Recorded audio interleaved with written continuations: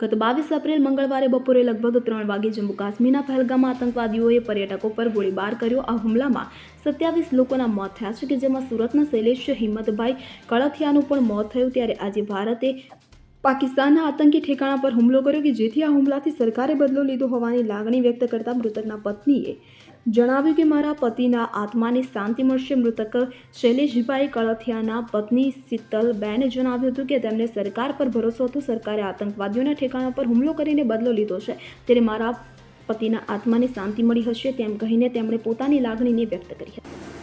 मुझे मेरी गवर्नमेंट पे पूरा भरोसा था। जैसे आज पता चला कि मोदी जी ने आतंकवादियों को चुन के उसके ठिकानों पे जाके उसको मारा है, ये सुनकर मुझे मेरे पति की आत्मा को बहुत शांति मिलेगी। साथ साथ में उसके साथ जो भी 25 भाइयों की और जान गई है, सबकी आत्मा को शांति मिलेगी।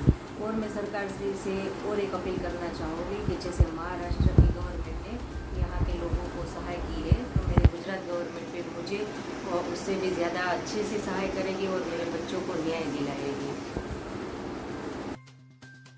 Bureau report CN24 news.